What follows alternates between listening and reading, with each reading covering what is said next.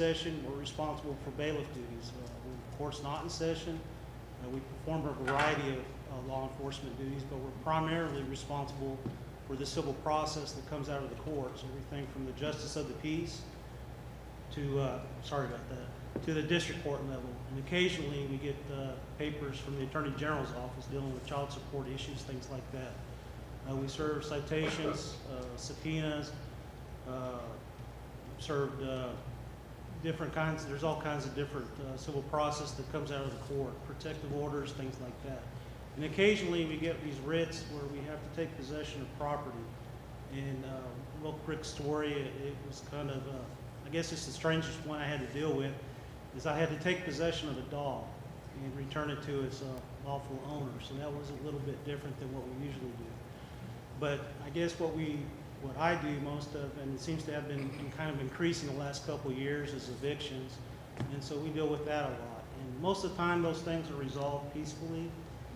Every now and then you get one that has a mental health issue or violent tendencies or something like that. But then again, I can always call on these guys behind me or the sheriff's office or Bernie PD, and they help me out and we get those things resolved peacefully, and I'm proud of that.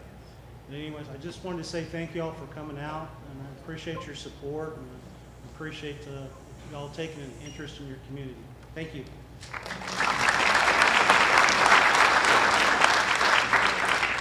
If you guys could speak directly into the microphone, no one in the back section can hear you. Sorry. So you speak down. Well, I know they don't have my voice, but they can try. Is that any better? No, I can't hear you. You gotta swallow it. You gotta be on it. Is that any better? There you go. Yeah, you gotta speak right into it. Okay. My name is Paul Knoll. I've been honored to be the constable for Precinct 2. And I've always been very community oriented in that a lot of the citizens in Precinct 2 and in the county have come to me and said they had an issue, traffic or whatever it happened to be. I do everything I can to help that and help that person, and if I can't do it, I can certainly push them in the right direction. So if any of you have any issues, my door is always open. So thank you for coming tonight.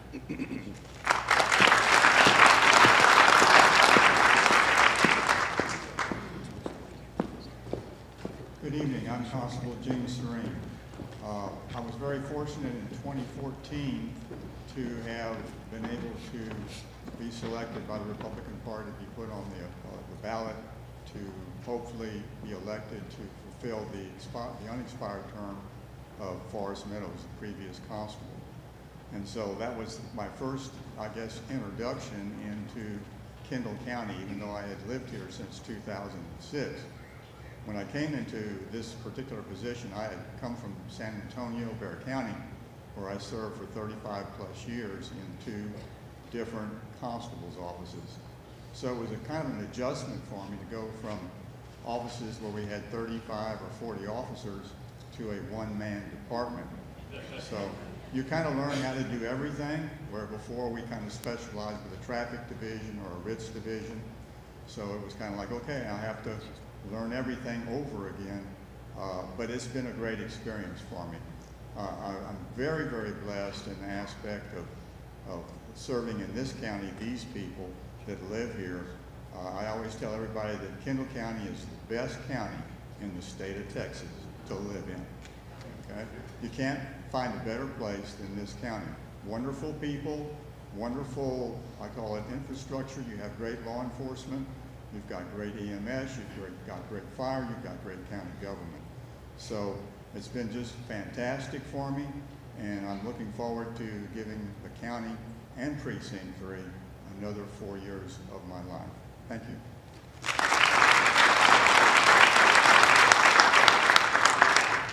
I don't think you're going to have any problems hearing me. My name is Brian Vaughn, and I am the constable for Precinct 4 here in Kendall County. Thank you. Yes, thank you. And I came to this county with a lot of experience. I have 38 years of law enforcement experience, 30 of which came with the Texas Department of Public Safety. And during that time with DPS, not only was I a traffic officer, but I also was an intel gatherer, a criminal investigator. I spent a short time with Governor George W. Bush when he was running for president, and I followed him around for about a year. I was a polygraph examiner, retired as a lieutenant with the DPS and our Internal Affairs Division. When I got this job back in 2000,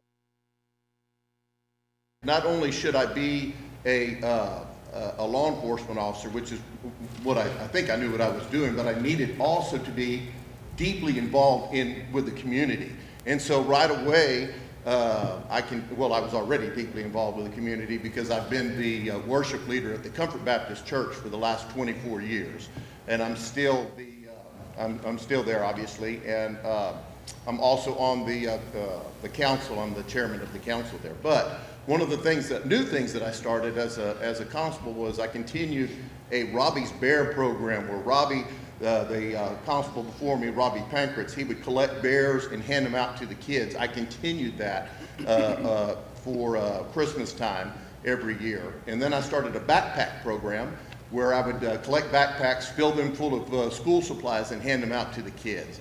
I volunteer my office every time a nonprofit organization needs security, whether that be the volunteer fire department, the Chamber of Commerce, or somebody like that. I make sure that those people are taken care of.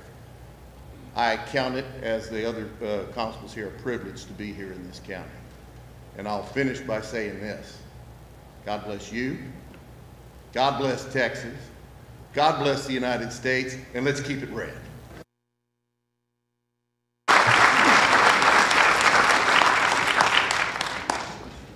Thank you all. Okay, we're going to move on to candidates for the 4th Court of Appeals. Place 3, Todd McCray. Place 4, Lori Massey Brissett. And place 5, Adrian Spears fell ill today, so he's not able to attend. But I'm so happy that you all were able to come tonight. I can't emphasize enough how important these judges are to us. We need to vote the whole ballot. If we are to keep George Soros' money machine from having its influence on Texas, we have to get conservative judges elected. And I think they'll probably give you a little bit of idea how difficult that's been for us. So each will have about 2 minutes. It's good to be here. Can you all hear me? So what did the cowboy say at his second rodeo? Cowboy at his second rodeo said, "This ain't my first rodeo." I'm Todd McCray for Justice, 4th Court of Appeals, Place 3. The 4th Court of Appeals is a 32-county district that hears appeals from the trial courts within the district. The southern tip is down in Stark County. The northern tip is Menard and Mason County. There's 7 counties on the border. I have 34 years of significant trial and appeal experience in the courts here in Texas. I have over 100 jury trials and over 50 appeals. I wrote my first appeal when I was serving in the Grayson County Attorney's Office in 1991. I tried my first murder case as a lead prosecutor in 1992. I tried my first capital murder death penalty case in 1996 and was board certified by the Texas Board of Legal Specialization in 1997. I also served in the Bexar County District Attorney's Office. Look, folks, I was on the ballot in Bexar County in 2018 for a district court judge, along with 40 other judicial candidates. We all lost in Bexar County. I was also on the ballot in 22 for this particular office, the 4th Court of Appeals, Place 6, along with 30 other judicial candidates in Bexar County. We all lost. I came back to this particular race in 24. I will be running for Place 3 in 24. Rural county votes, your votes really matter because it gets us over the Democrat vote in Bexar County. So your votes all matter, very important. Have been endorsed by the San Antonio Police Officers Association, but most importantly, I wanted to tell you a little bit about myself. My mother said to tell you I'm a fifth generation member of the Church of Christ with 7 preachers on her side of the family. I became a lawyer instead. My dad said to tell you I'm a 4th generation Texan, and my scoutmaster said to tell you I'm an Eagle Scout.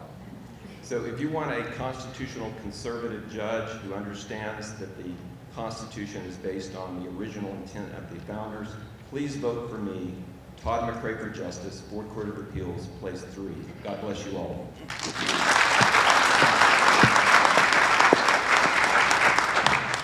Good evening. My name is Lori Massey-Brissett. I apologize for my voice. I have laryngitis. I'm not running fever, I promise. But I'm running for the 4th Court of Appeals, and I want to tell you a little bit about myself and a little bit about the court.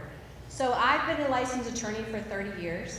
I started out as the briefing attorney for the Texas Supreme Court.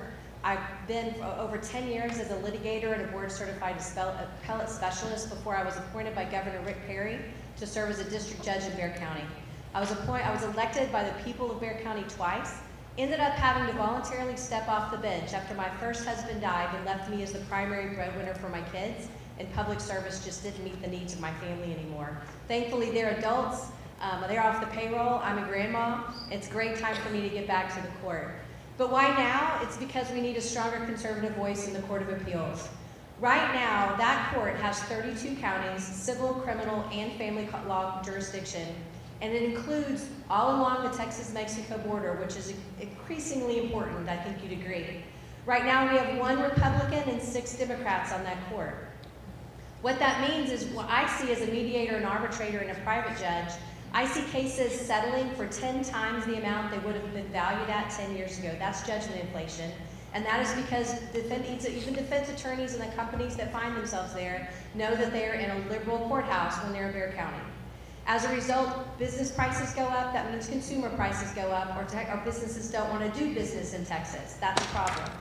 In the criminal case, we have a situation where we have a DA in Bexar County that is not prosecuting violent offenders, and we have a court that's rendered several opinions that make it clear they are not tough on crime either. And with the border issues all along the border coming to the 4th Court of Appeals, it's extremely important that we have a strong conservative voice. As Todd said, it takes rural counties to overcome the Democratic win in Bexar County. And it's not going to help if we just have people vote that come to Republican events. My ask of you is not just for your vote in November, but that you convince everyone you know, even the people who don't go to Republican events, how important it is that we have a conservative voice on the Court of Appeals. Thank you.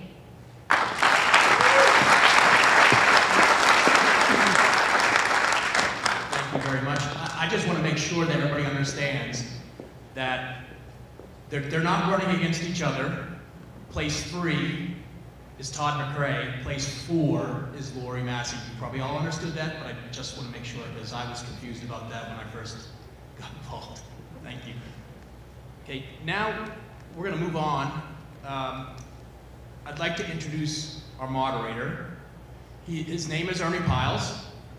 He's a retired 22-year Air Force vet. He is also the Vice President of Programs for the Kendall County Republican Club. And here you go, Ernie. Wait, one second, sorry.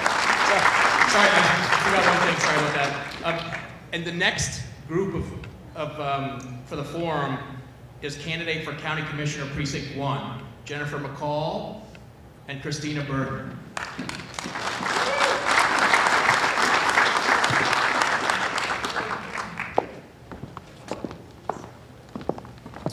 Microphones should be on.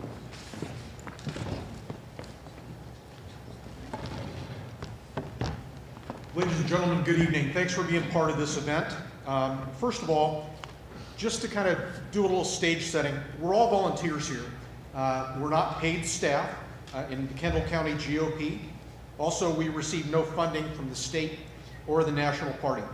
The GOP is pledged to run a fair, unbiased, and primary election with no favor to any candidate, and tonight's event will reflect that pledge. March 5th of this year is the primary election day when the GOP chooses candidates for the November general election. Our GOP candidates are not chosen by party officials or big donors or public officials. No, they're chosen by voters, the grassroots, rank and file Republican voters. Our nominees from the March primary will go on the ballot in November to defeat the Democrats and keep Kendall County red. Candidate forums. So the purpose of those really are to inform voters. We hope tonight's events help you make an informed decision. After a vigorous, dynamic campaign, it'll be up to you here tonight and many thousands of other Kendall County voters to decide who will serve us in the coming years. You have the final word. Noting tonight, time is precious, and I ask the candidates to please focus on the issues.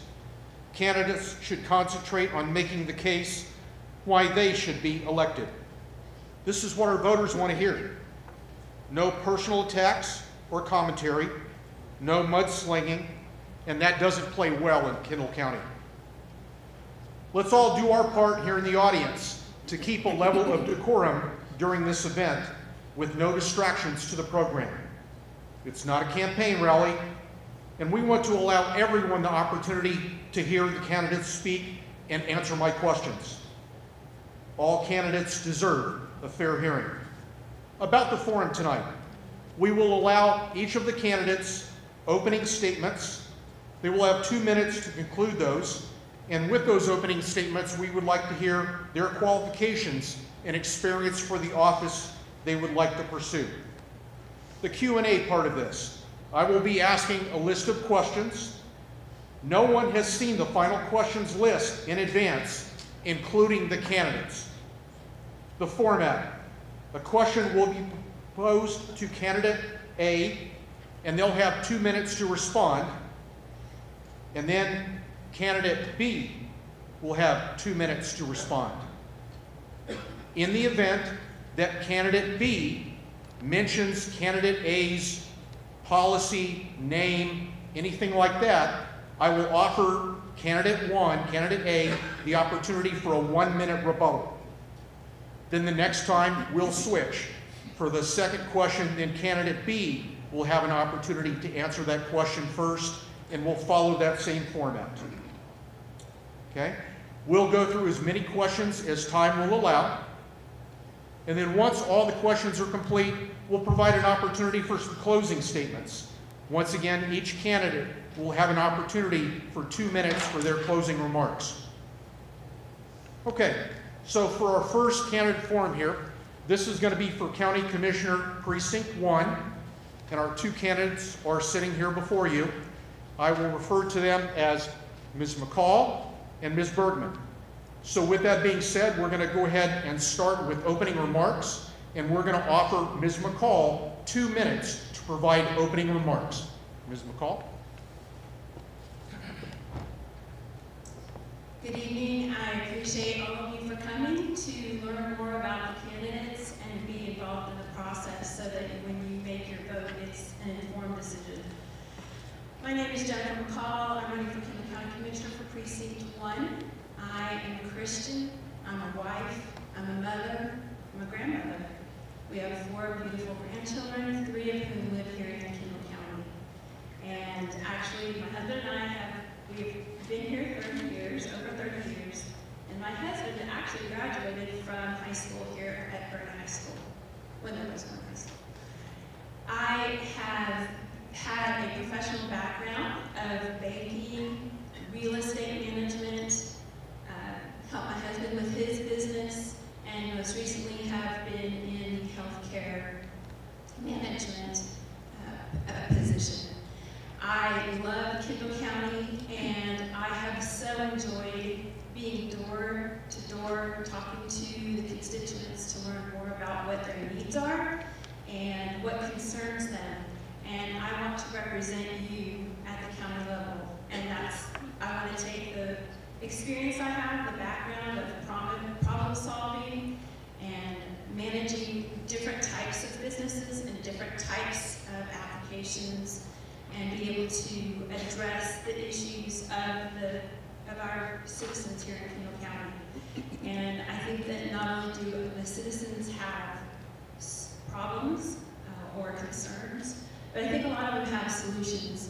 And so I think communication is a huge part of representing the constituents at the county level. And I've already started to do that as I've been walking and talking and communicating with you. Some of you have emailed me, some of you have called me, and I've been able to get back to you with answers. I appreciate that practice because that's what I want to do. So I ask for your consideration. I'm a taxpayer like you are, and I want to represent you at the county level.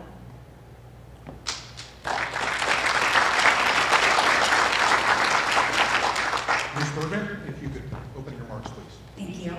Good evening, everyone. Thank you for being here, and I thank the Kendall County Republican organizations for hosting this evening. Mostly, I know everyone's very busy, so it means a lot that you've taken time out of your busy evenings to come out here and get informed of what is going, who is going to be on your ballot in the upcoming election.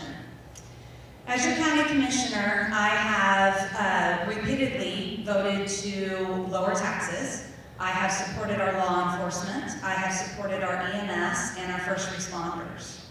I am a lifelong Kendall County resident, 5th generation. I'm married to my husband, Michael, with 2 children that attend Kendall Elementary. At the age of 16, I started serving my community, and I have not stopped. At 16, I became a member of the Bernie Volunteer Fire Department, following in my father, my uncle, and my grandfather's footsteps. I'm still a member to this day. I've also served on the Bernie Historical Commission to help preserve our downtown Main Street and keep it as unique as possible so that we have this unique place to live. I've served on Bernie City Council as 2 terms, and then I became your county commissioner. I also serve on many organizations and boards within the community. I serve on the Chamber as an advisory board member, the 100 Club for Kendall County, supporting our first responders. I'm on the board of the Civil Preserve, which is over a 650-acre reserve right here in the heart of Bernie to preserve that area for future generations for research. I'm also on the Kendall County Republican Women Club, the Kendall County Club, and I attend as many events in this community as I can. I make myself available to the community. I support our community any way that I can. I'm asking for your support so that I can continue serving this community, so I can make it a better place and leave it a better place for not just my children, but all of your children and the future generations of Kendall County. So I greatly appreciate you being here and for your time this evening. Thank you.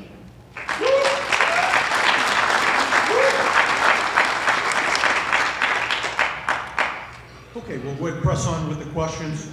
So Ms. McCall, you will have the opportunity to answer the first question. Our first question tonight is, what is the most pressing problem in Kendall County and how would you address it?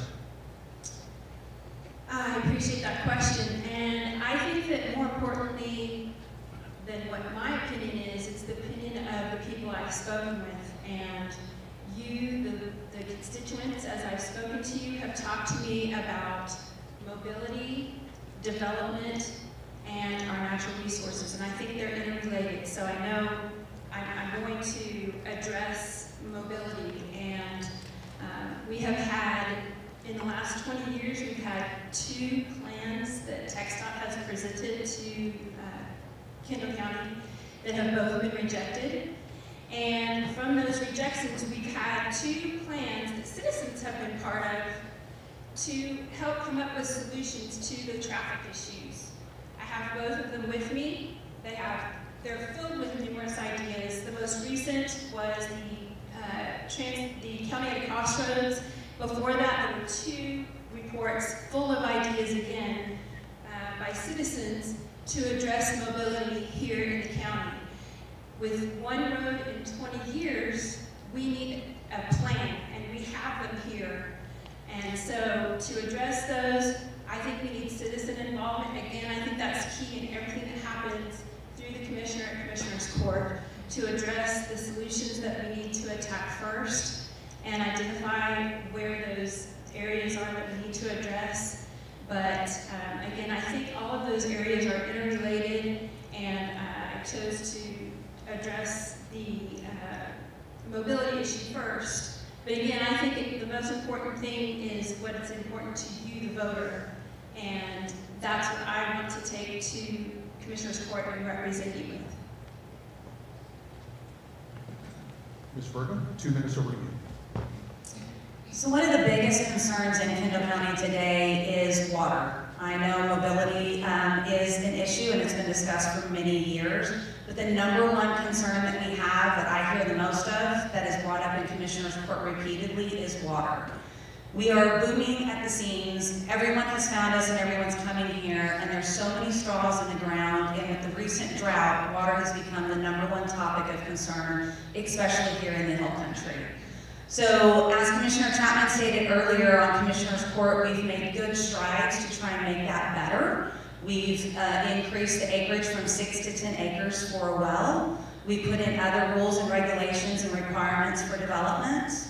But I want to continue to look at those rules, see what we can do, go to legislation and ask for support so that we can protect one of our most natural resources, which is water, that we all need to continue to thrive. Thank you. Okay, at this point, we'll move on to question number 2. Ms. Bergman, you'll have the opportunity to answer this question first. Question number 2. What is the most pressing problem in Precinct 1, and how would you address it? So development, again, in water is, but I'll switch over, and there is quite a bit of development and subdivisions coming in Precinct 1. So there is some roadway issues. One of the biggest ones is the TxDOT improvements to Highway 46, which has caused an issue with getting towards Bandera. So we're looking at improving Coffin Road. We've got a schematic out for that. Another one is Scenic Loop Road, because if there's issues on I-10, everyone coming to Bernie in the Hill Country on 10, if there's an incident, they use Scenic Loop Road or Upper Balcones as one of their main traffic routes to avoid I-10. We also have a schematic. Mary Ellen Schuley and the Engineers Department and I have been working with TxDOT and contractors to get schematics on things. Most recently, Highway 46 East. Just had a meeting with TxDOT about improvements over there because there are some extremely dangerous conditions and curves on that roadway. So I worked very closely with TxDOT, having meetings with them, asking them for some improvements, which I'm thankful to say at my last meeting they are going to move forward with some traffic improvements on 46 West and make our roads safer for the individuals that travel those roadways. Thank you. Ms. McCall.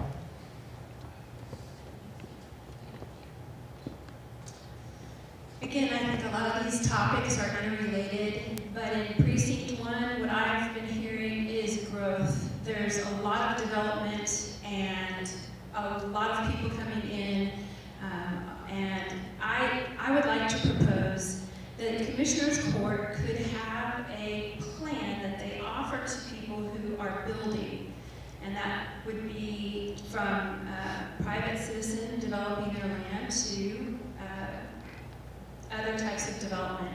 And that would be a plan that we hand to those people and give them ideas of what we would like to see in the Hill Country here to keep it unique and special, which is why everybody is coming here.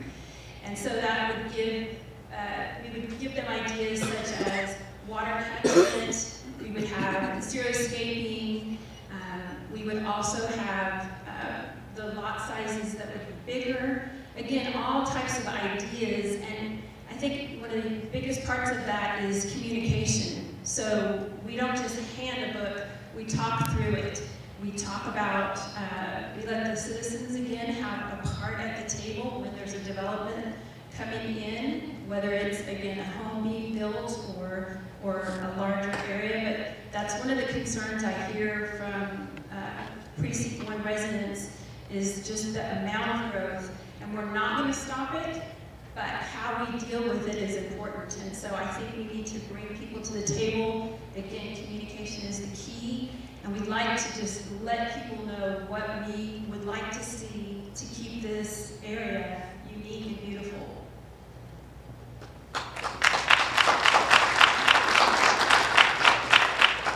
Ms. Bergman, would you like a 1-minute rebuttal on that? No, sir, I'm good, thank you.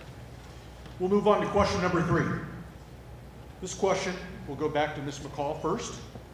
Question number 3, how would your education and real-world experience prepare you for this job? I I think experience, like you say, we're always learning. And I think that applying that to the issues at hand, again, I have a background in a diverse, lots of different areas. And so applying that to the problems, I think, again, that so many parts of this are interrelated, but listening to the constituents, I don't think you need a lot of experience to know how to listen to people and what their needs are and represent them. And that's what I'm prepared to do. I'm a person who cares about the needs of people, and I love problem solving. And even as people have brought me questions already from areas, whether it's different types of districts that were proposed to be voted on, to how involved are we, I fielded those questions, and so I think that my hard work ethic and again, problem solving, I don't think you have to have a ton of experience or education to meet the needs of the people, and that's what my goal is.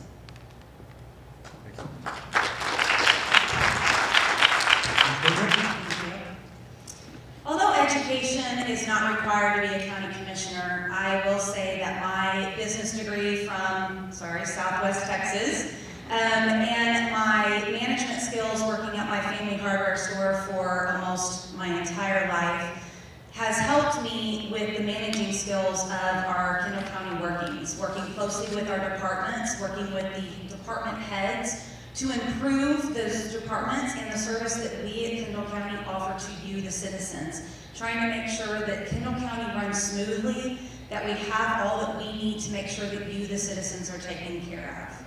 I also attend many conferences, and I get education through those conferences about what counties can and cannot do. I'm proud to say that I do have an advanced curriculum certificate from the Texas Associations of Counties, because when I go to these conferences, they have certain classes that are not mandatory. You can go if you choose. I have chosen to attend all of those on that curriculum to be able to achieve that certificate.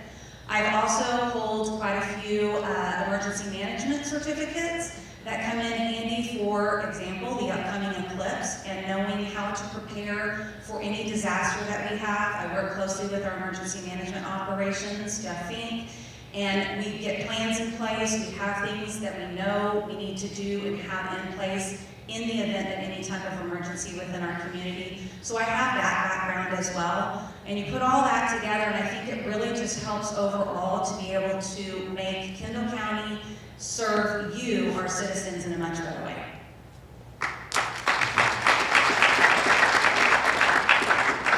Move on to question number 4. This one, once again, is Ms. Bergman.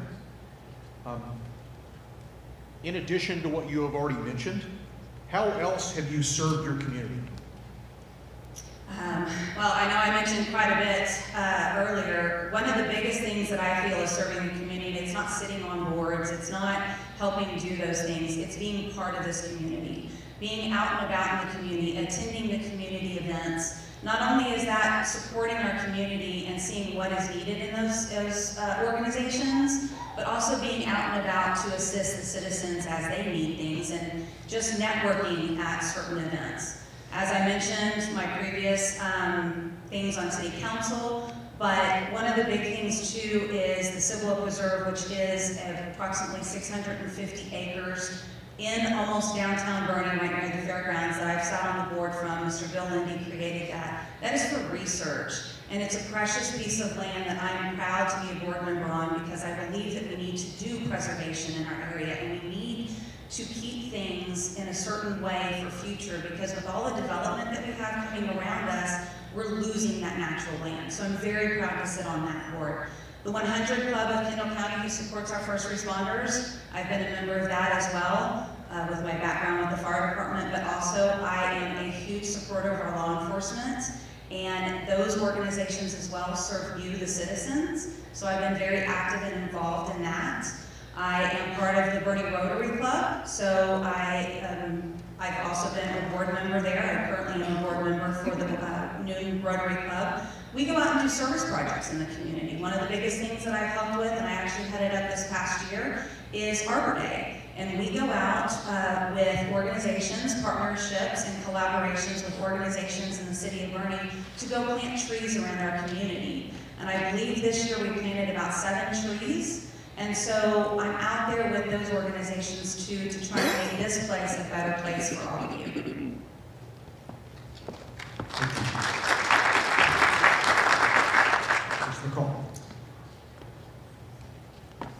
My background has been mostly at home with my children, raising my children, and I have been part of all of the things that they have done growing up as far as part of the board of their cross-country teams to supporting the other things that they've done. And so in the community, I've been raising children who have gone on to be successful in jobs. We still have one at home, he's 19, but again, I think that seeing the need, as I saw something that happened here in Commissioner's Court back in 2018, and I saw the desperation of our citizens, I decided to step forward, and so I'm running as your I'm running to be the commissioner from what I saw. And so I want to serve the community in that way. And I think listening to what the concerns are and being willing to step forward. And as somebody else had mentioned, it's a privilege and it's an undertaking. And so I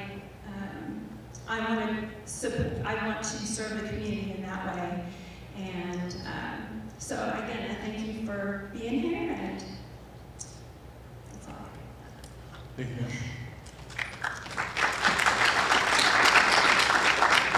Okay, at this point, we'll move on to question number 5, and this one also is Ms. McCall. In what way is Kendall County going in the wrong direction, and how do you propose redirecting it? Again, I believe that the development, the growth that we've had, and the water are all issues. With the county, there are things that we need to address. I don't know that they're necessarily going the wrong way, but I do think that we need to bring the citizens in and have them have a voice at the table in each of these issues, as far as, again, mobility and the growth and water. I think that one of the things that we do need to do is to look at our development rules that we have. We may not have really used them all to their potential. And then I think that we need to strengthen our relationship with our representatives, the House and Senate representatives for the state of Texas, to see if there are other rules that we could use to strengthen, again, the development rules that we have.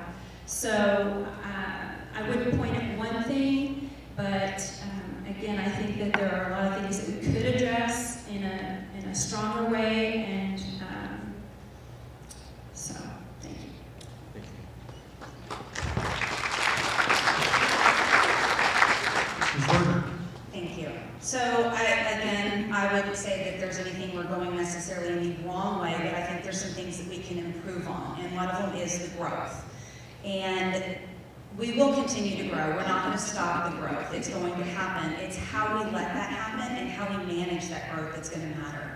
So we have, at the county level, made some changes to our rules and regulations. As I mentioned earlier, we have made some changes to our requirements for acreage.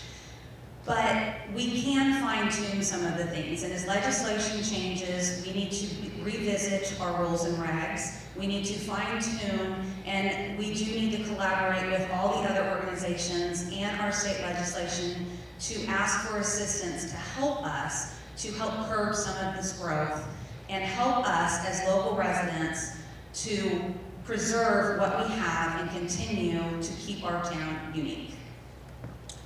Thank you. Okay, we have one more question here, question number 6. Back to Ms. Bergman. What can be done to enhance Kendall County's role in managing growth? I think we've talked about that quite a bit on quite of these questions, and they do all intertwine together, as I just stated.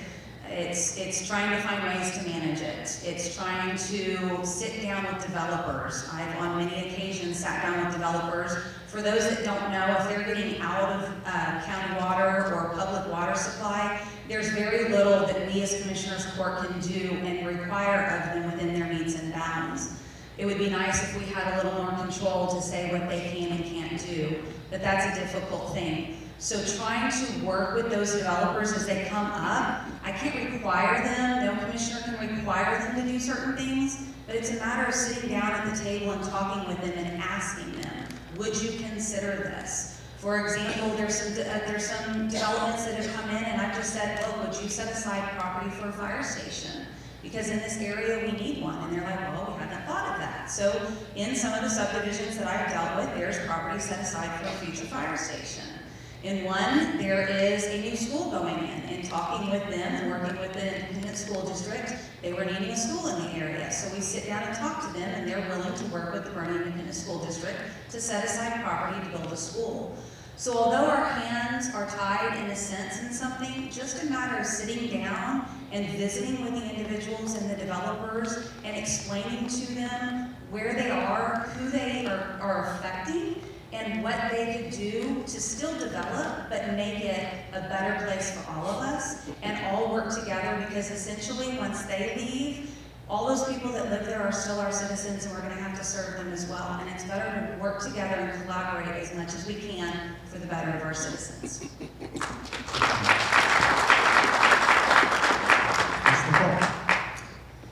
I think I've already addressed growth, and so I wanted to mention something that applies to growth, and that is back to the reason why I decided to run.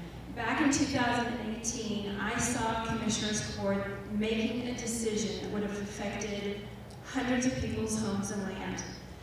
The citizens demanded to be heard. They wanted to be part of that process. I watched frantic citizens who looked at the possibility of losing their private property. And because of what I saw, I decided to make their voices heard.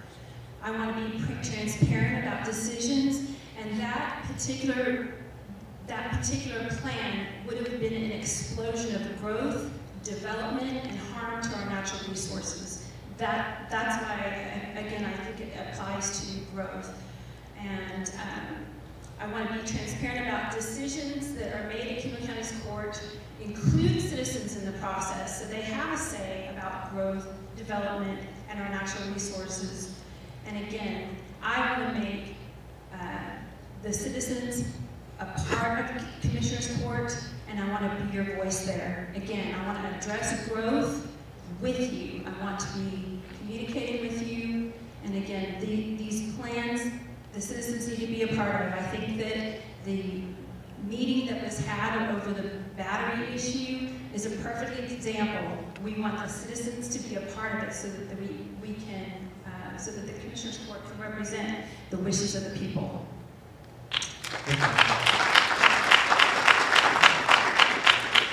Okay, that wraps up my questions. I would like to go ahead and transition at this point to some closing remarks for the candidates. So in reverse order, I'd like Ms. Bergman to provide 2 minutes of closing remarks, please. Thank you, sir. Again, thank you all for being here this evening. I have thoroughly enjoyed serving my community. It is my hometown. It's where I'm raising my children. It's where I intend to stay. My entire family is here. We've watched it change. I grew up riding my bike downtown Main Street with one flashing light to what it is today. So I have firsthand seen the changes and the effects that it's made. I would love to continue to serve you as your county commissioner, to continue to try and preserve as much as we can of our beautiful hill country and our beautiful Kendall County. I ask for your support and your vote. I have stuff at the table outside with my website on it. If you're in the courthouse, if I'm in my office, my door is always open. I'm there pretty much every day. If I'm not in my office, I may be walking around. I encourage you to get involved, get out, stop by if you have specific questions for me, reach out to me. Not only just me, but all your county commissioners, all of your elected officials. Get involved. It's you, the citizens, that we're serving, and we can't serve you if you don't reach out to us and let us know what's going on. So I ask for your support and your vote in the upcoming March primary.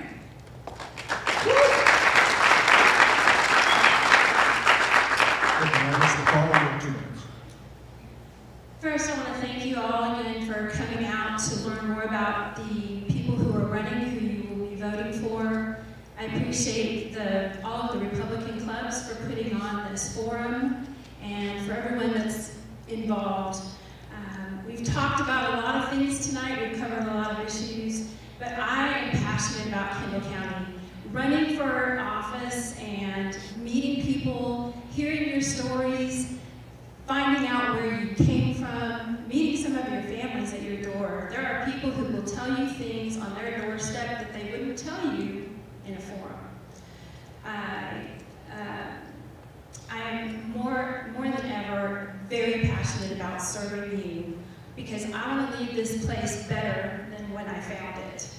I feel that you deserve to have your voice heard. You deserve transparency. You should know what's going on at Commissioner's Court. You deserve to have someone who represents you and cares about your needs. I will be that person. I would appreciate your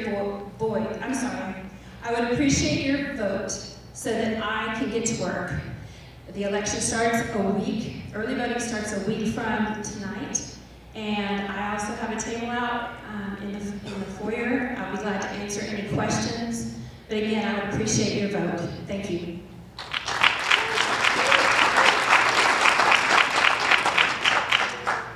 Okay, ladies and gentlemen, I've got 7:35. At this point, I would like to take a 10-minute intermission to go to the restroom, to reset the stage. Once again, please give these folks a round of applause.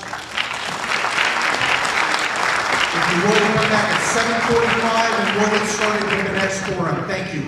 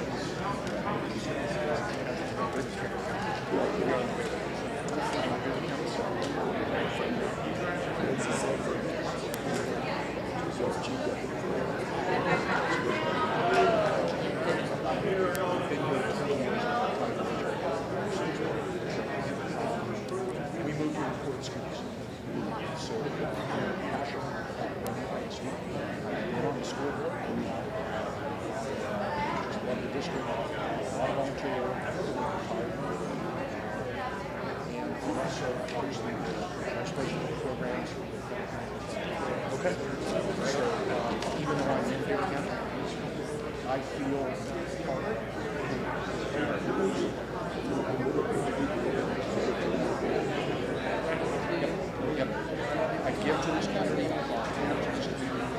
so it's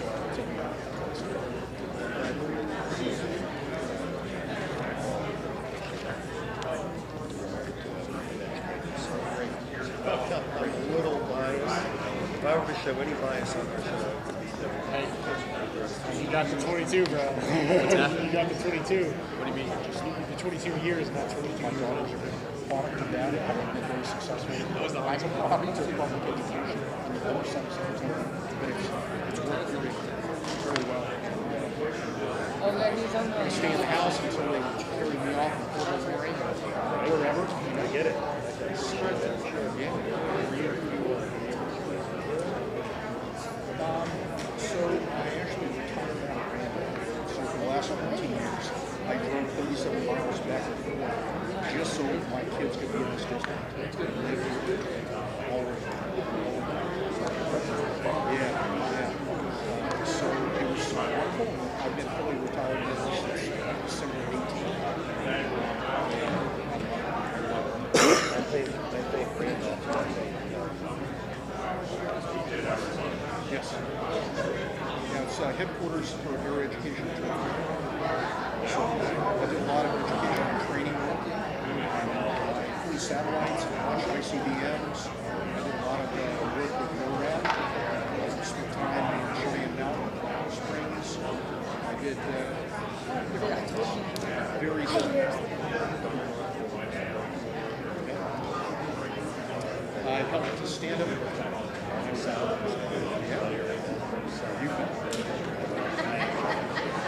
Very.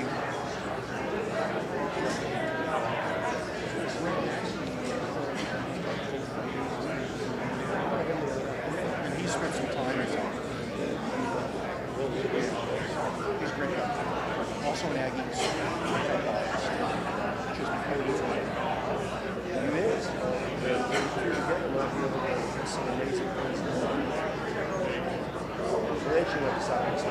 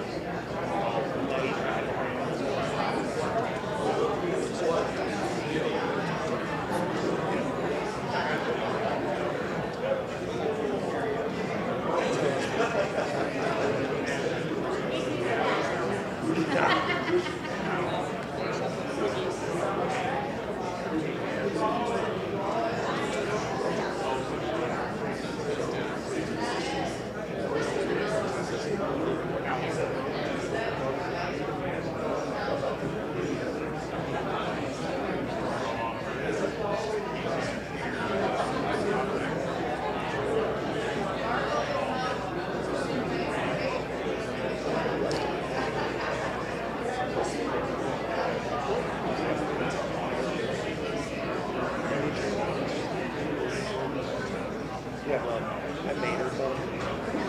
Mainly because of the voice. But I love the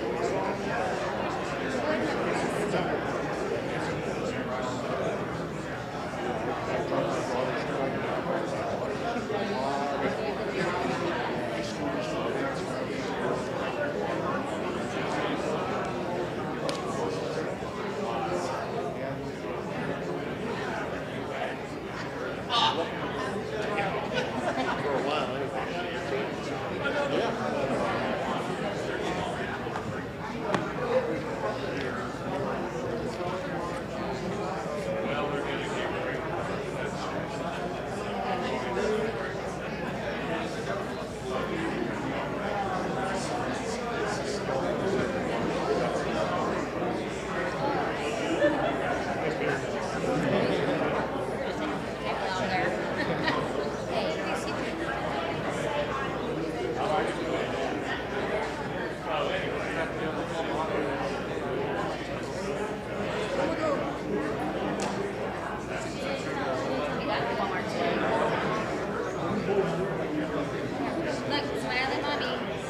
you guys want to see what you look like.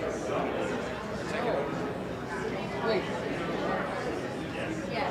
Yes, people can actually see extra stuff that we can. Like what? Yes. Tennis.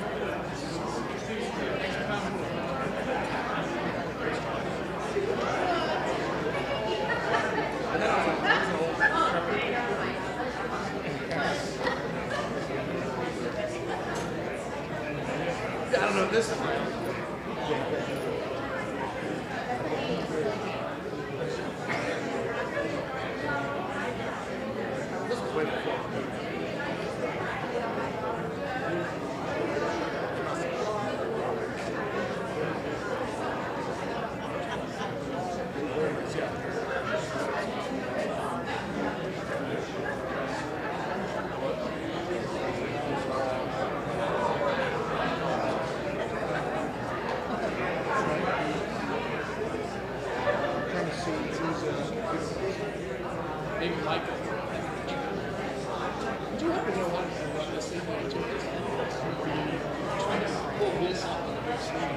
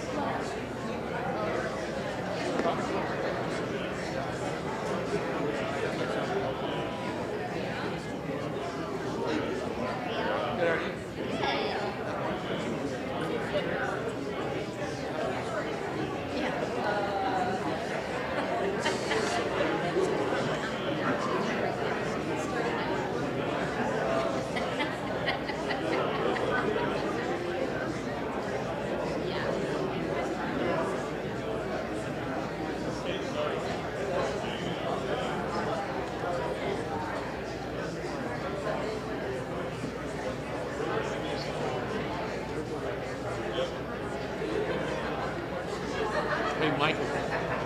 Yeah. On those touch screens, do you know how to adjust the borders on it? Just so those screens, I got it down.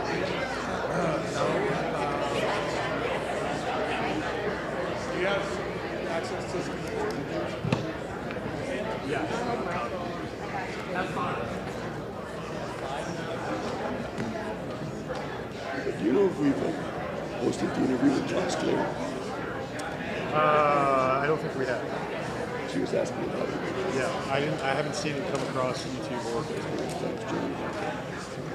Oh, Mr. Heaton. How are you, man? I'm Jonathan. Good to see you. I remember. Yeah. Good to see you. Podcast. How are you? Oh my goodness. That's not good for me. Nice one, guys. Michael. I spent 5 weeks in the hospital. No, I remember that. I was checking the gear every day. And I ended up with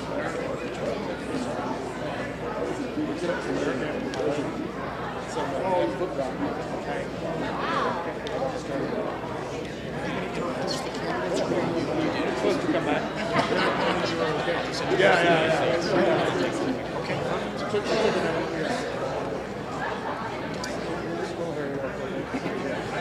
Ladies and gentlemen, if you'll please find your seats, we'll start here just in a minute.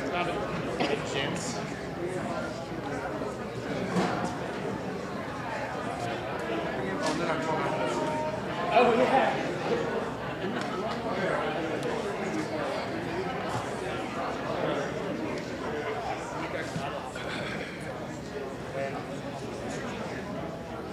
I haven't been back yet.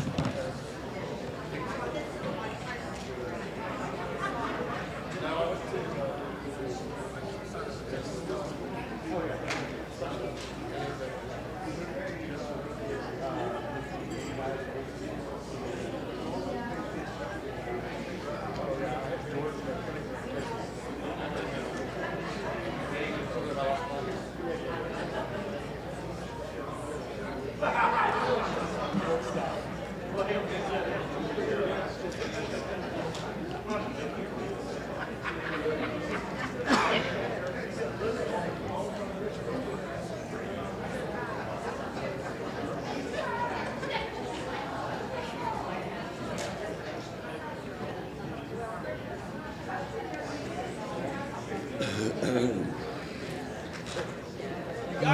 Please take your seats so we can move on. Thank you.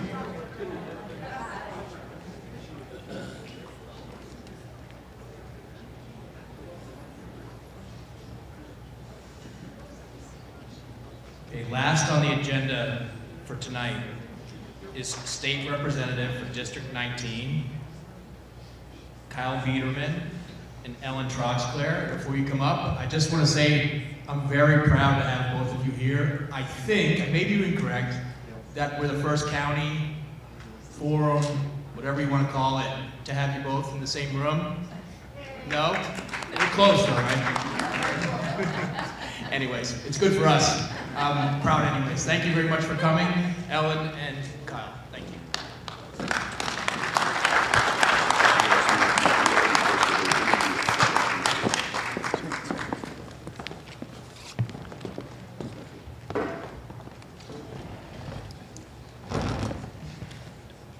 Okay, welcome back. So ground rules are still the same. Just to reiterate very briefly to the candidates, once again, please reserve your comments to the topic at hand. No mudslinging, no name calling, no pinching, none of that kind of stuff. For the audience, please maintain your decorum. Let the candidates answer the questions. For folks that might be in the back that can't hear completely with the microphones, we're going to do our best that we can up here. So be patient with us. Without further ado, we're going to go ahead and get started with this next round. Okay, so first of all, I would like to take the opportunity to provide these candidates for some opening remarks. First, Mr. Kyle Biederman, could you please provide some opening remarks? 2 minutes, please. Thank you very much. And I just remember being here, I don't know how many years ago, for another debate, and it was fantastic. What a great place to have it. And again, being from Fredericksburg, living in the Hill Country, actually living in District 19 for almost 40 years, I've seen so many things happen in Bernie and Kendall County. And those are the things that really helped me when I became a state representative 8 years ago, and I served 6 years as your state representative, and was actually in District 73 at the time. I owned Biederman's Ace Hardware in Fredericksburg for 39 years. I'm married to my wife Barbie. We have 7 daughters and 15 grandkids. We're not very busy at all. So it's a good time to run for office again. I didn't run last time because I felt it was time to go home, and I'm not a career politician, I'm a business owner. And I went home, I opened another hardware store in Harbor. They needed a hardware store, I didn't even look.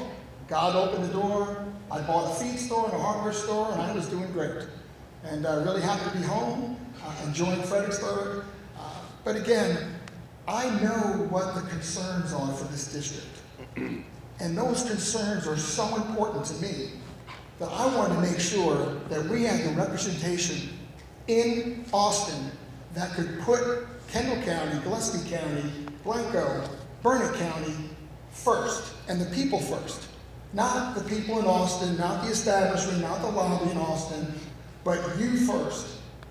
And so I decided to run for office again, and I'm just excited. I mean, meeting the people again and having such a great response, especially in the new areas. But this is such an important time for me. It's an important time for you all. It's important for you to get to know both of us and make a choice of who you want to represent you in Austin. When I was there, I didn't work at my hardware store for 6 years. I was a full-time representative in a part-time legislature. But that's how I roll. I work hard, and I put my priorities first, and the legislature was my first priority, and I'm just so grateful that God blessed my business. Sorry about that. Thank you very much.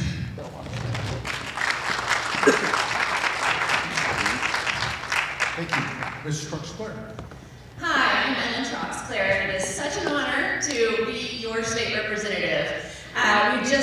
First of all, I'm a mom of 3 wonderful kids. I'm a wife to Caleb, who is here tonight. I am a small business owner, and most importantly, I am a conservative fighter who wakes up every day determined to do everything that I can to keep the state that we all love safe, strong, and free. We just came up on 1 year of being in office, and in that year, I have followed through on every single one of my campaign promises. Last time we had this debate 2 years ago, I told you I was running because I wanted to make the biggest investment in border security in history.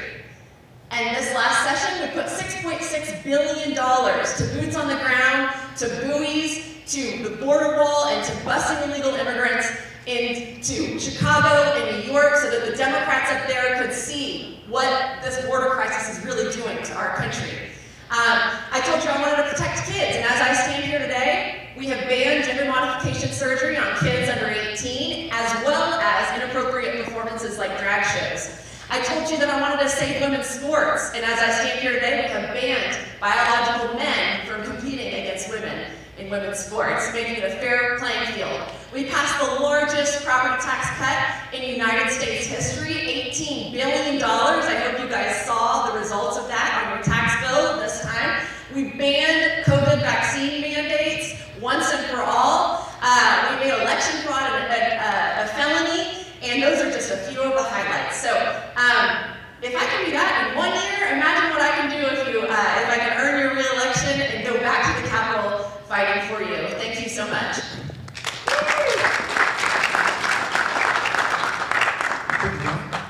We'll go and transition to the questions part of this program. So question number 1, and this will be for Mr. Buterman. You'll have 2 minutes to respond. What were your top accomplishments while serving in the Texas House? Well, when I entered the Texas House, I was not an experienced politician, and that was good. That's what you all wanted, that's why you voted for me, and that's why I won. So when I got there, I didn't have all these preconceived notions about what you were supposed to do. I went there, and I did what you all wanted me to do. I listened to you as I knocked doors. I listened to you as I talked to you on the street. And your number 1 issue was 8 years ago, water. Water. We're going to double in population in the state of Texas, not too much in the future, and yet we're having trouble with water already. And so I put water as my number 1 priority when I went to the legislature. Of course, I voted for all of the Republican bills, the Republican Party platform, priorities, but it's not my vote, it's 85 of us. There's no I in the name team. It's a team effort to pass bills. But for me, my priorities were water and then the Alamo. And the reason my Alamo was my number 1 priority after water was because George P. Bush, the chairman of the General Land Office, had signed off to have the cenotaph torn down and moved off the battlefield, and wanted to make the messaging at the Alamo woke, meaning our defenders were white supremacists, and that the Texas independence was fought for slavery. Those are lies. And I was the only legislator that stood up. 5 years we worked on that. I passed a number of bills with the Alamo bills, and after 5 years we won. And we saved the Alamo. And those are things I'm very proud of. This side. Oh, where? Where's you're on the side? Okay. So those are some of the things I'm very proud of, but there's so many other things, but we'll get to those later. Thank you. Thank you.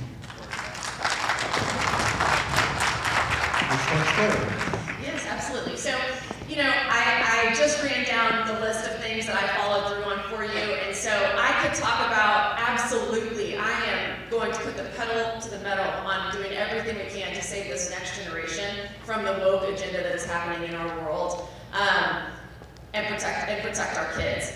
I could tell you that I'm going to keep the pedal to the metal on the border, that we are going to do. I hope we get a question. I'm assuming that we'll get a question about water. I hope we will, so that I can dig deep into what we did this last session for water as well. But overall, the overarching theme of all of those topics is that words are cheap and actions matter. And the most important thing to me is that I am a woman of my word, and then you know exactly what I stand for. That I am the same person in office that I am on the campaign trail, that I follow through on my campaign promises, and that I can actually get things done. It's one thing to be principled, we can be principled all day long, but if you go up to the Capitol and you can't get anything done, what good is that to your constituents?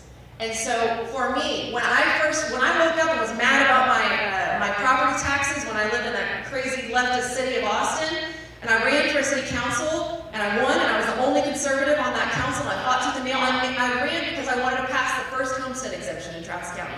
And even though I was in the minority, I didn't.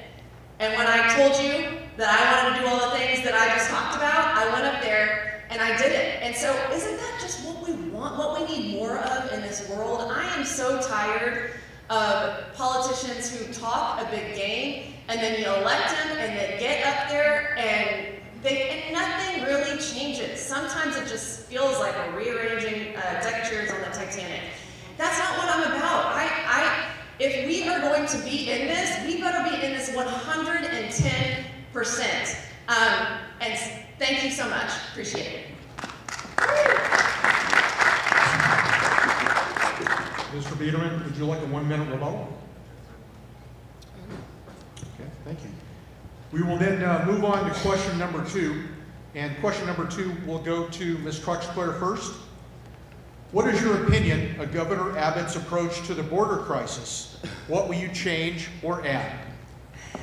Well, I was at the border just on Thursday with Governor Abbott. I'm proud to be the only candidate in this race that he is endorsing because we are standing shoulder to shoulder, standing up to the federal government and making sure our border is secure while Biden does everything that he can to undermine us. So, like I told you earlier, we put $6.6 billion to secure our border. We shouldn't have to do that, right? Because our federal government should be doing that.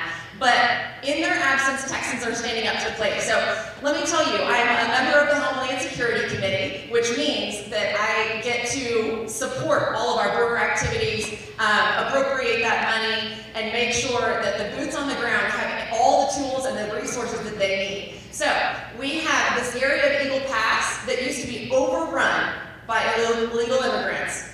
Just a few weeks ago, Governor Abbott said no more. He closed the federal government off from Shelby Park, an area where thousands of people were coming through on a daily basis. Those Border Patrol agents were cutting the razor wire and saying, come right on in. Now it is completely secure. There is a fence that you have to go through to get in. It is state controlled. We have not just doubled the amount of razor wire, we have tripled the amount of razor wire. And the number of people that are crossing now in Eagle Pass has gone from thousands to 3. And guess what? Those 3 people were arrested, detained, and deported. So we are doing all our small part. We are having help come in from 14 other states and counties and counting as other states are waking up and realizing that the border is impacting their safety and livelihood as well. Biden is suing us over the orange buoys that are a fraction of the cost of the wall, keep people in Mexico, and can be deployed much more quickly. And I will say this to you, the number one thing that we can do to secure the border is to elect a new president this November. Mr. Biederman. My opinion of Governor Abbott. I'm grateful that he stood up finally. I shouldn't say stand up, sorry, but you know, I'm glad that he finally did something strong at the border. We've been asking him for 4 years to do something strong at the border. And we just keep getting blamed from the federal government. I'm glad that he did this. I'm glad that he started busing migrants to the liberal cities up north, because it made it where the liberal paper and the liberal press could finally talk about it. And it's been a great thing. But what took so long We've secured Shelby Park, 3 miles maybe.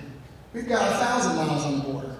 We're nowhere close. And those that were coming through Shelby Park, now they're coming through somewhere else. We didn't stop anything yet. But what we did do is finally stand up to the federal government, which is what I said we should do 4 years ago. 10th Amendment, states' right, and let's get that border secured. Not wait 4 more years. We need to be strong in Texas. We can't just wait around and pass a bill and spend $6 billion and we still haven't secured the border. We need bold action at the border. We've got other states that will support us.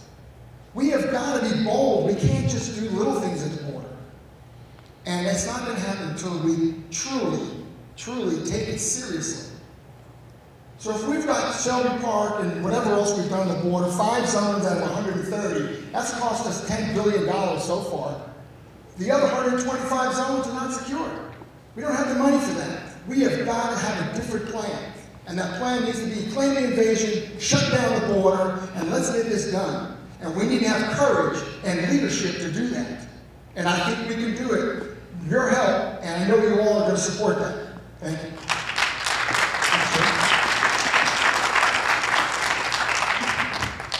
Okay, question number 3, we'll move on.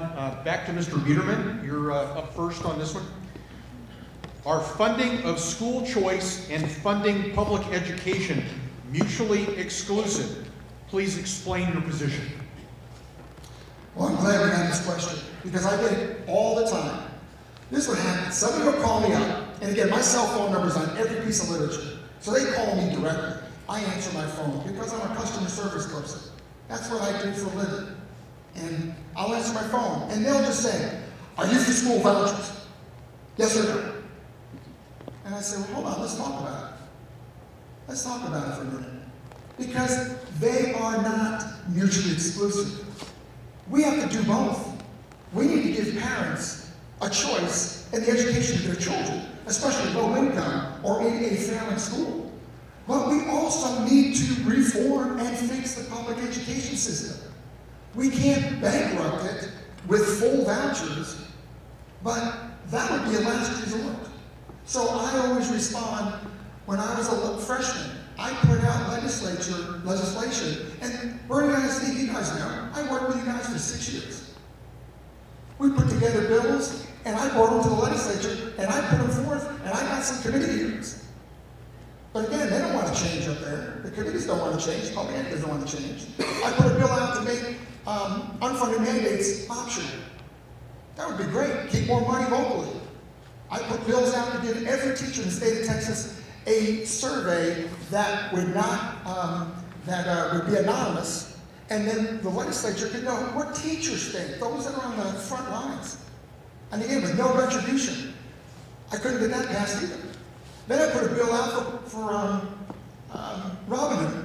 We're not going to get rid of Robin Hood. 25% of the schools pay it, 75% receive it. We're not going to pass that. 75% of the legislators are getting the money. What we can do is make it more fair. And my bill was, any Robin Hood school doesn't get less than the median average per student across the state of Texas. And you know darn well, Bernie ISD is getting a lot less than the average. Those are the things I put out as a freshman. That's what we need to do. We need to work together on these things. Thank you. Ms. Fox-Clever.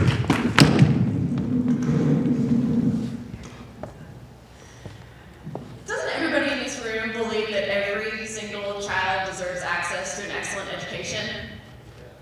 And yet, that is not the case for too many of our students, especially low-income students who are trapped in failing school districts, mainly in our urban areas of Texas. But guess what?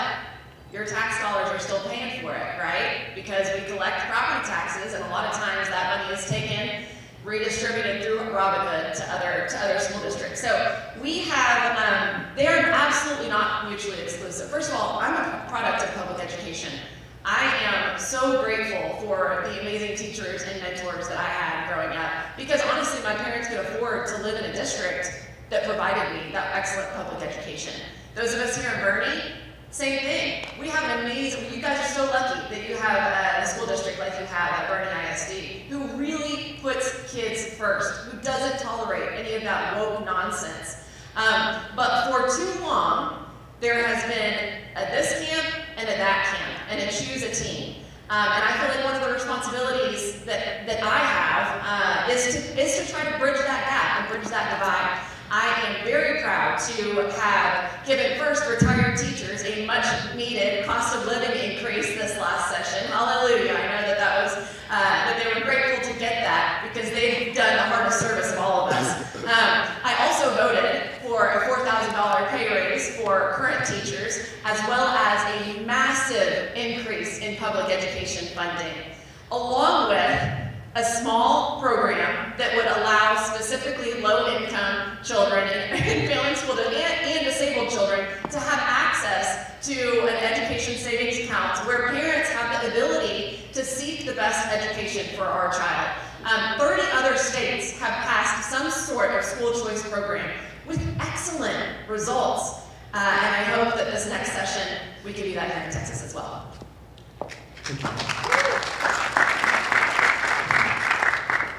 Okay, at this time we'll move on to question number 4. Ms. Truxclair, over to you first. What are your ideas for further reducing commercial and residential property taxes? Well, this is my soapbox issue that got me into politics in the first place. It's still honestly surreal that I'm on a stage with a microphone speaking in front of you guys, because I was just a person who was upset about my property taxes and didn't know how I was going to pay them, and decided to run for office to do something about it. So after I passed the city's first homestead exemption over there in Travis County, I went on to be an advocate and testify at the legislature, specifically for the passage of bills like Senate Bill 2, which allowed, which would reduce the amount that local governments can increase your property taxes from 8% to 3.5%. Because we can't afford an 8% tax increase year after year after year. And so, what an honor it was, truly, to be a part of the legislature this cycle to vote for the largest property tax cut in United States history. That is mind-blowing to me. Many states don't even have a total budget of $18 billion. And yet, when we had a budget surplus here in Texas, we turned around and gave that $18 billion right back to you. You should have saved around $2,400 for every $600,000 valuation, but that is just the start. We shifted about 40% of our school funding from local property taxes to the state surplus. So our state's economy, sales taxes, oil and gas taxes, and small and business taxes are what is funding our ability to now fully fund our schools using that money instead of local property tax revenue. So we decreased Robin Hood by about 40%. Like I said, that is just the beginning. My ultimate goal is to make sure that we, once and for all, fully eliminate the school portion of your property taxes. It is no longer an appropriate way to fund our schools. And so I will continue to be on my soapbox about this. I will continue to push the envelope. And by the way, that property tax cut, that is into perpetuity. So it's just the beginning. Thank you. Mr. Beaver, 2 minutes to you. Okay. So, we had a huge surplus. Much more than 18 billion. Much, much more. Because you all voted, and maybe not all of you voted for it, but we voted for $25 billion in pork in those amendments in November. That was your money. That money could have gone to property tax. That could have gone to schools. That could have gone to teachers' pay. Could have gone to a lot of things. But no, it went to pork bills for all these special interest groups. But this is how you get rid of property taxes. Control spending. 2 words that are unheard of in the federal government as well as the state government.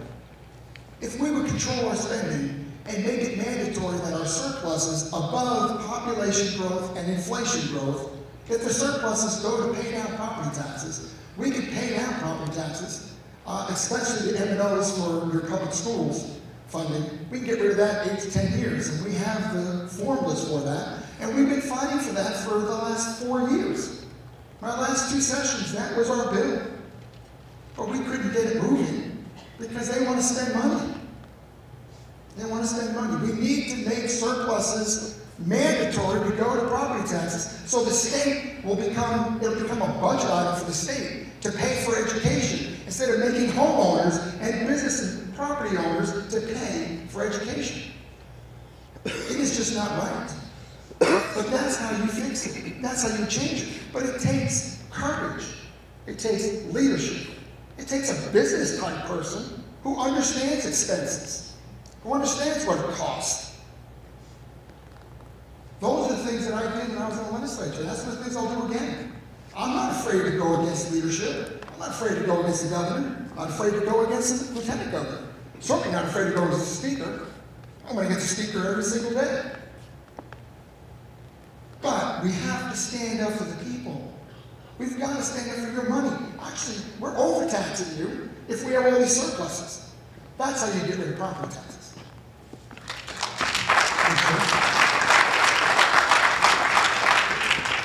All right, we'll move on to question number 5. Mr. Bieterman, you get this one first. The Kendall County Commissioners Court does not have adequate tools to manage dense development. What would you do as state representative to help? Well, that's an easy question. That's what I did for 6 years. Commissioner Chapman knows. Elkins knows. Our old mayor knows. That's what I did. How do I get more tools in the toolbox for our local commissioners and our local officials? My last bill, HB 3883, that's what it did. And I had all the support of Kendall County. Unfortunately, I didn't have that much support in some of the other counties. Those commissioners just didn't really want to take a stand. They wanted to complain about no tools, but they didn't want to do anything about it. So I told them, all right, let's do something about it. I'm not afraid, let's do something about it. Kendall County stepped up, and look what you guys have done. You guys have made some changes in density and lot sizes that many other counties haven't done. My bill also made sure that we had availability of water before we had development growth. That was my bill. But you know why I couldn't pass that bill? Because Texas Association of Builders and the big developers, they pay off the legislators on the committees. That's how come it doesn't get passed. The bill got passed this session. It's okay, but the commissioners all know that it's got some loopholes in it that are not that strong. We truly need to work with the local officials to give you more tools because, as we heard this morning or this evening, water is the #1 issue, density and growth is also. But I didn't wait for some bill in the legislature. I put the bills out. And a lot of my bills have become part of legislation that happened last session. But we need more of that. I don't wait. I'm a doer. It's not hard, guys. You know, if there's a problem with water, if you were in my shoes or you were up at the legislature, you do something about it. You wouldn't wait. I'm not going to wait because I care. And that's why I'm running again. Thank you.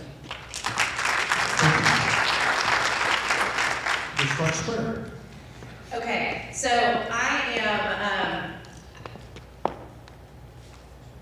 am, my job as your state representative is, especially a district that covers 5 counties, is to get my marching orders from your local commissioners court about what the tools and resources they need in their toolbox to effectively manage your county. And that is exactly what I have done. That is exactly what I will continue to do.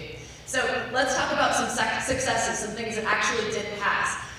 In fact, the Groundwater Association said that this could be, for the first time in years, thought of as a water session because we've got such big things passed, including Senate Bill 2440, which now requires developers to do groundwater studies before their plats are approved.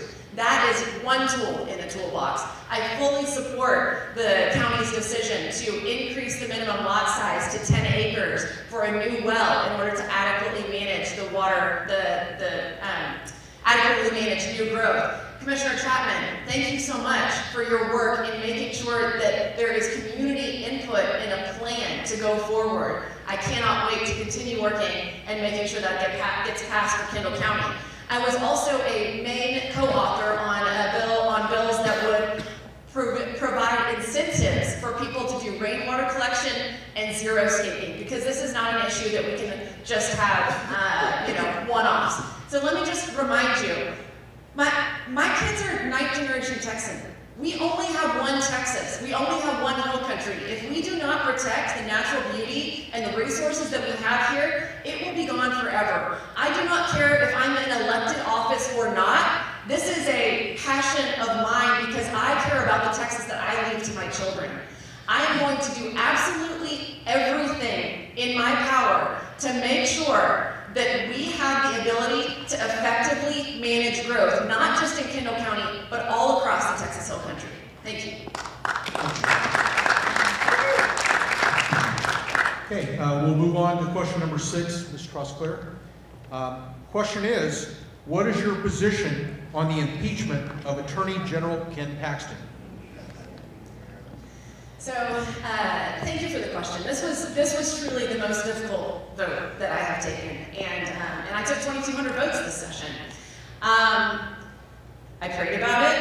I went back and forth about it, and ultimately, I woke up that morning, rereading my oath of office and the Constitution, and ultimately decided that when in doubt, it was my responsibility to err on the side of transparency.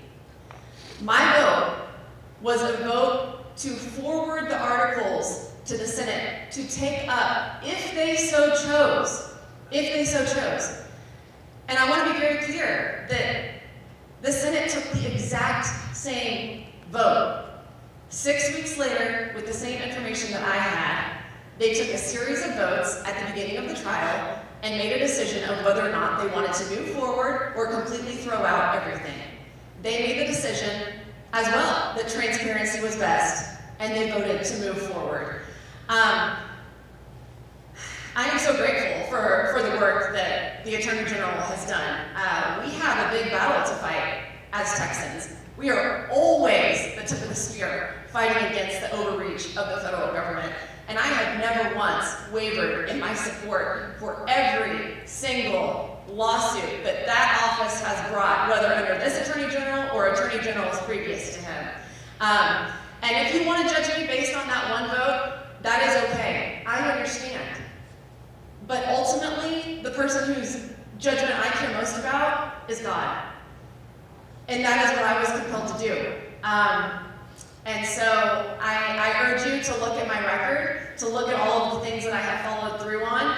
And either way, if I lose your vote over that one specific vote, I want you to know that I will continue to fight for our shared values no matter what. Thank you.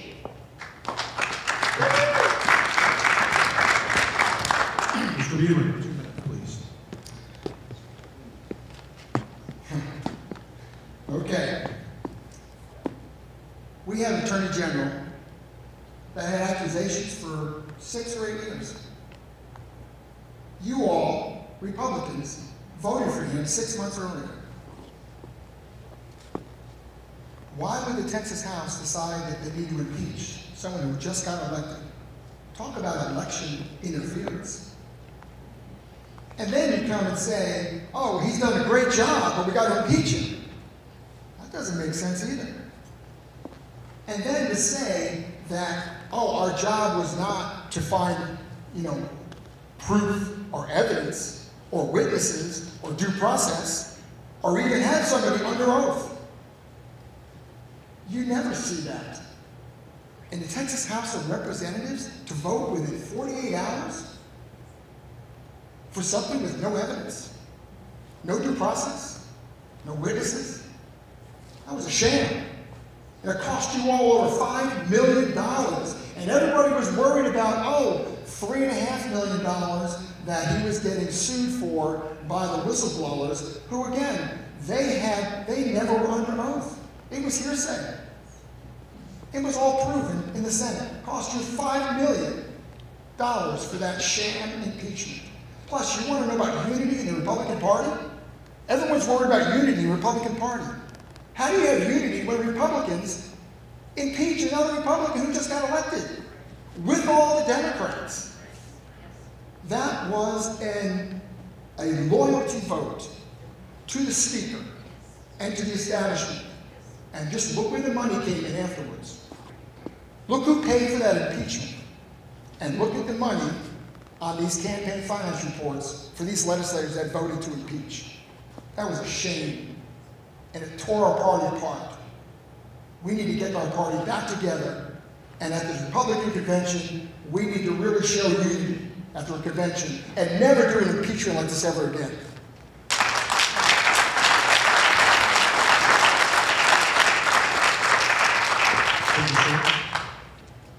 We have time for one more question, I believe, so we're going to transition to another question. Mr. Biederman, you're first out of the chute this time. This one is, how do you propose we preserve the unique culture of the Texas Hill Country given our rapid growth? Well, as I said, I've lived here for 40 years, almost 40 years, 39 years. I've been coming to Bernie for all that time. Even at the time, passing through, going to San Antonio when Bernie was very small. In fact, they wanted to come by and eat on the way home sometimes because they didn't want to be in traffic in San Antonio. There just wasn't much here. But Bernie has grown tremendously. Bernie's grown, so has Fredericksburg, but in a different way. We're far enough away, plus we're just too expensive. We don't have any workers. That's not the question. Mike Bass. Sorry about that. With the unique what? I'm sorry, guys, I can't remember the whole question. There we go. So how do we preserve the unique culture of the Texas Hill Country? Well, we have a German culture in Fredericksburg and in Berlin. We have festivals celebrating our culture. These are things that we need to keep, and I'm glad we are. But we're not going to keep it if we let the developers in Austin be able to come through here and just overdevelop and tear everything down just for money and profit on their part. And we need water. We need our rivers to flow. We're not going to have culture if we can't have water to live on. There are so many things, but it takes leadership. It takes somebody that knows this area, that has lived here, and is in their soul. That's what we need. Not somebody from Austin. We need somebody that lives here and that is proven. In my 6 years when I was in the legislature, I put this county and this district first, not Austin. And that's how we preserve our culture. Thank you.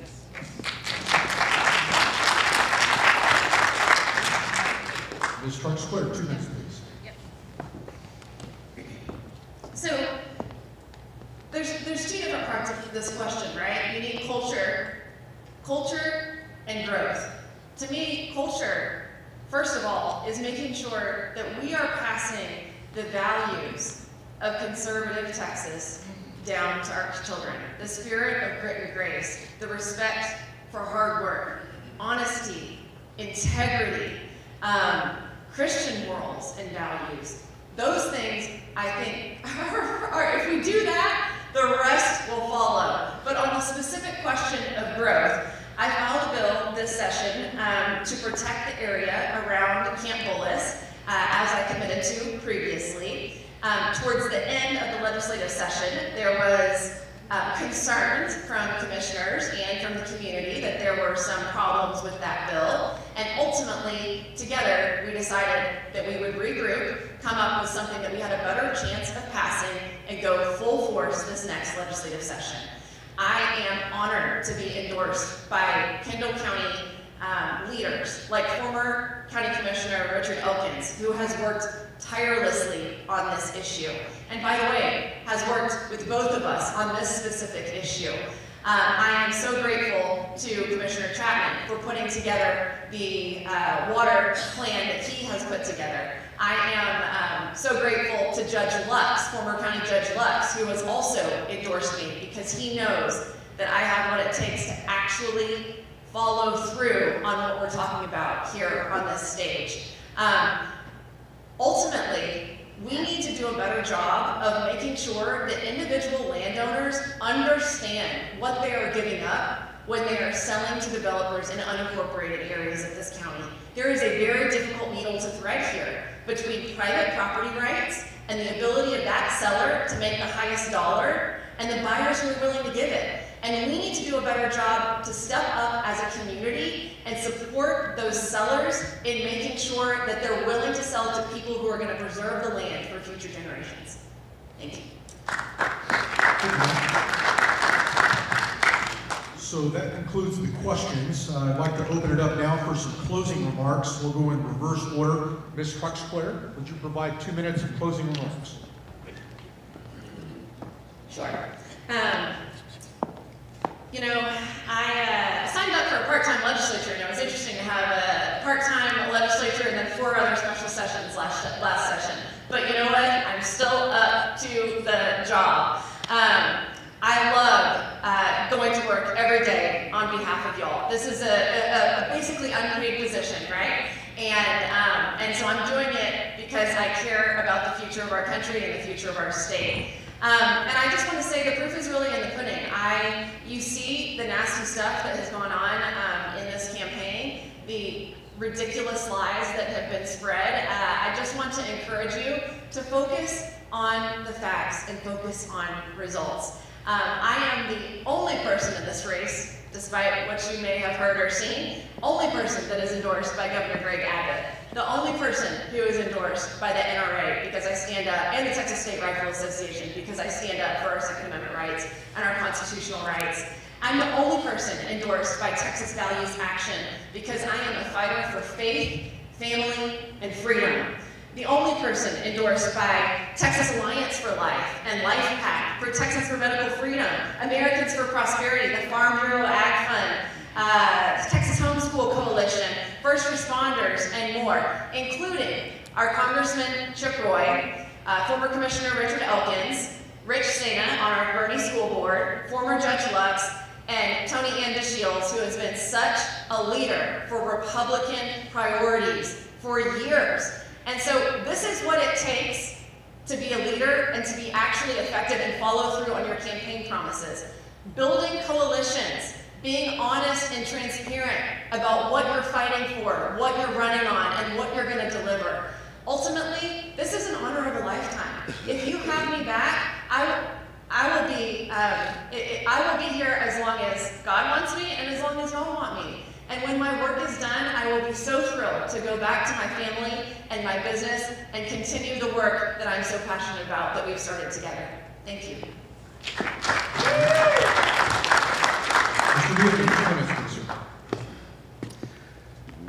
So I read an article this afternoon from the Washington Post, and what it said was, as the suburbs are expanding from the large cities, they're becoming more Democratic because of the growth and overbuilding and everything else that's happening. That happens in, whether it's Denver, whether, of course, DC, whether it's Tampa, Florida, it doesn't matter. As it grows out, overdevelopment causes more liberals and Democrats. We don't need that here in Vernon. But we know that that's happening unless we do something about it, and that takes courage, and it takes leadership. And it can be done if you're sold out to the developers and the Texas Association of Builders and the establishment in Austin who only wants profits. They don't care about the whole country. They want profits.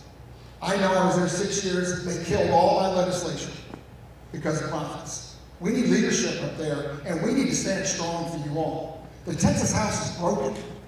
The Democrats control it. The speaker is elected by Democrats and a few Republicans, and the rest of the Republicans join in because they're weak. We're a majority. Why can't Republicans control who our speaker is? It's been this way for 23 years. We've got to make a change. Trust is at an all-time low in the Texas House. We need a clean house. We need to get rid of the people in there that are allowing this to happen by supporting a speaker that just got censured by the Republican Party of Texas. Who gets money from them? Who has fundraisers with them? All those things. That's not what we need as a representative. We need someone from the people, of the people, that lives here and has proven that he never will sell out to anybody in Austin. And I'll take the arrows, I'll take the retribution, I don't care, because I'm taking it for you. I'll never sell you out. But we got some things to work on. I've been working on it for 6 years, and I'll keep doing it. God bless you all. God bless Texas.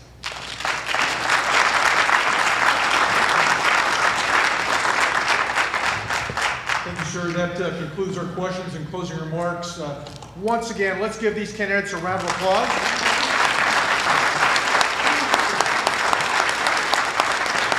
As they step down, I'd like to reintroduce Mr. Mike Wheeler, our party chair, for some closing remarks, please.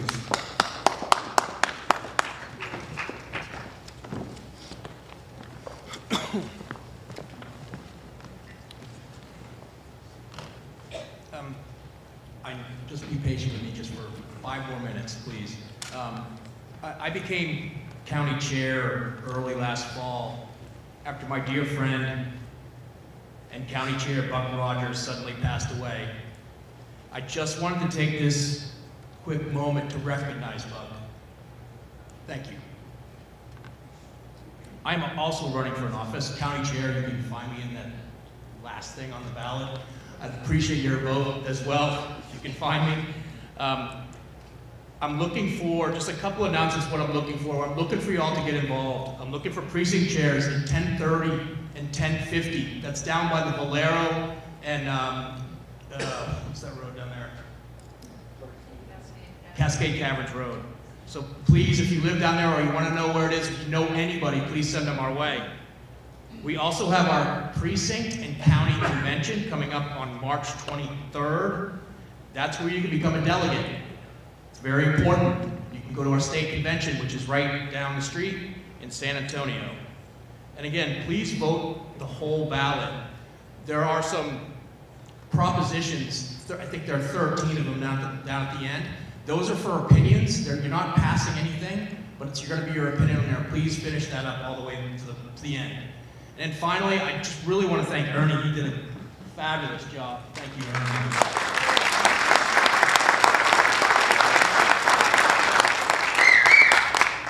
I really want to thank the candidates. That is such a tough thing to do. They just did, and I really appreciate you coming and putting yourself out there. And thank you, audience. It's been a long night, but I hope that you learned something, and I hope you enjoyed it as much as I did. Thank you all. Be safe.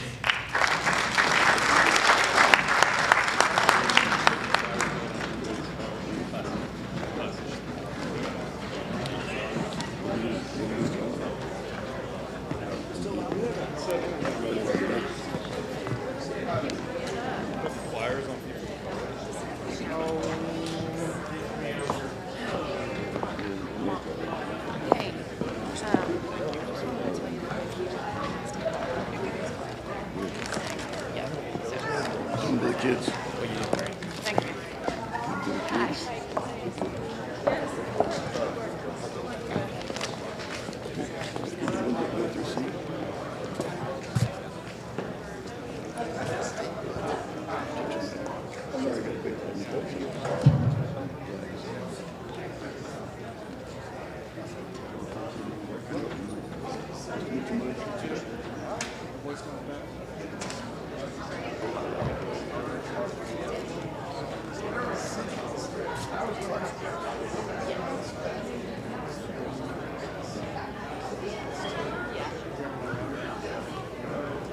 Good job.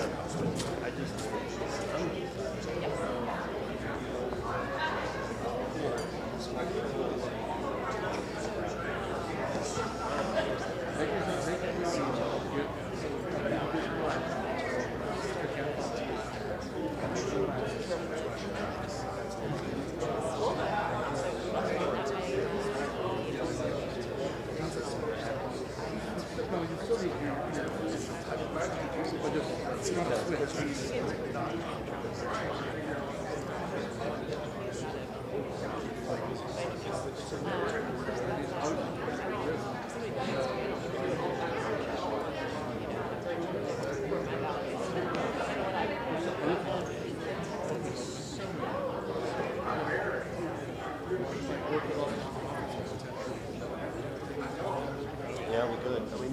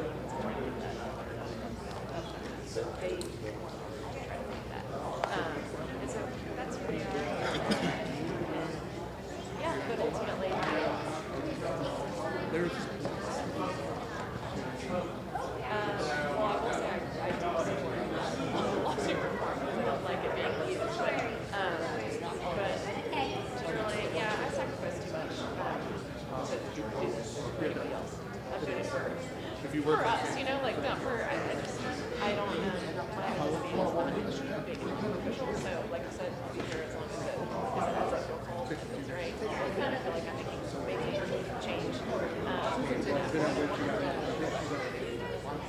that answers your question. Thank you.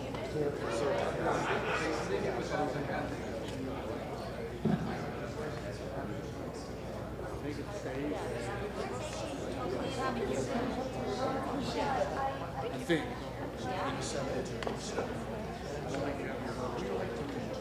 Because it's not actually. All right.